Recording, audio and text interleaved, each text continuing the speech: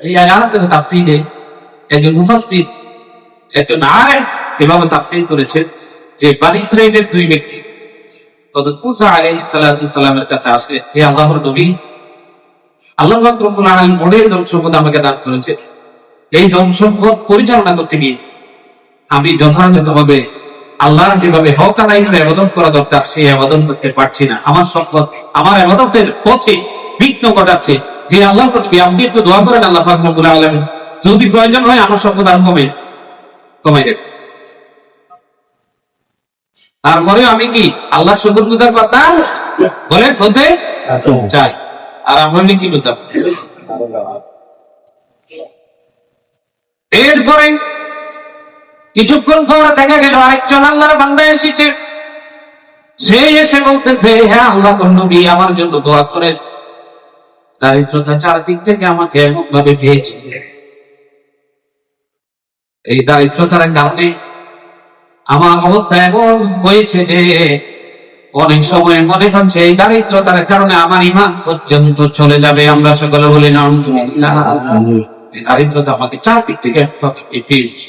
হে আল্লাহ, একটু দোয়া করেন, বেশি সচ্ছলতা না হলে ন্যূনতম আমি যাতে চলতে পারি আল্লাহর বান্দা হিসেবে, আল্লাহর ইবাদত করতে পারি, এই জাতীয় একটা অবস্থা, এই জাতীয় একটা হালত আল্লাহ পাক রব্বুল আলামিন আমি আদমকে যাতে আল্লাহ দান করে। আপনার কত জরুরি কদম হয়ে গেল, যদি আল্লাহর কাছে ফরিয়াদ করে আল্লাহ আমাকে হয়তো সেই ব্যবস্থা করে দিবেন। আমরা শুধু বলি সুবহানাল্লাহ। দুইজনের মধ্যে একজন কি ছিল বলেন? একজন ধনী ছিল, আরেকজন কি গরিব। দুইজনে কার কাছে দোয়া চাইছে? নবী ঈসা আলাইহিস সালাম কাছে। মুসা আলাইহিস সালাতু ওয়াস সালাম আল্লাহর কাছে দোয়া করলেন, আমার আল্লাহ পাক রব্বুল আলামিন মুসা আলাইহিস সালাতু ওয়াস সালামের কাছে ওহী প্রেরণ করলেন, হে মুসা, আপনার নিকট আমার দুইজন বান্দা এসেছে, একজন হচ্ছে ধনী আরেকজন হচ্ছে গরিব। একজন অঢেল সম্পদের কারণে ইসলাম ঈমান যে কাজগুলি রয়েছে সেগুলি যথাযথভাবে পালন করতে পারে না, একজন দারিদ্রতার কারণে পারে না। মুহতারাম হাজিরিন, মুসা আলাইহিস সালাতু ওয়াস সালাম দোয়ার পরিপ্রেক্ষিতে আল্লাহ পাক রব্বুল আলামিন মুসা আলাইহিস সালাতু ওয়াস সালাম ওহী নাযিল করলেন, হে আমার নবী মুসা, আপনি আমার ওই বান্দাকে বলে দেন তারা যাতে শুকরিয়া আদায় করে শুকরগুজার বান্দা হয়। সুবহানাল্লাহ।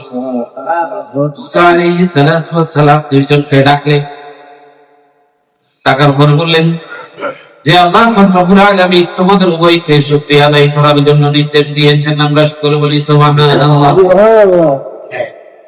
যাকে আল্লাহ পাক রব্বুল আলামিন ধনত্বতা দান করেছেন, ধনী তিনি, সচ্ছলতা দান করেছেন তিনি সম্পদের মাধ্যমে, এবং মুসা আলাইহিস সালাতু ওয়াস সালাম যেভাবে দিক নির্দেশনা দিয়েছেন সেভাবে তিনি আল্লাহর শুকর আদায় করার জন্য চেষ্টা করলেন। আমরা সকলে বলি আলহামদুলিল্লাহ। ফলশ্রুতিতে আমার আল্লাহ পাক রব্বুল আলামিন তার অনেক সম্পদ আরো বাড়িয়ে দিয়ে আল্লাহ পাক রব্বুল আলামিন নিজ কুদরতে তাকে এমন ভাবে পরিচালিত করলেন, এত সম্পদ থাকার পরেও সে এখন ইসলামের পক্ষে, ইবাদতের পক্ষে, ঈমানের পক্ষে কাজ করতে তার কোনো সমস্যা। আল্লাহ ছেলে পারেন কিনা বলেন? পারেন কিনা? অনেকে রাস্তার ওই যে 3 মোড়ের দোকান, 3 মোড়ে বসে দাঁড়িয়ে ফানের দোকান করে ব্যস্ততা দেখায়, বলছে হুজুর সবাই মেনে নামাজ পড়াবে।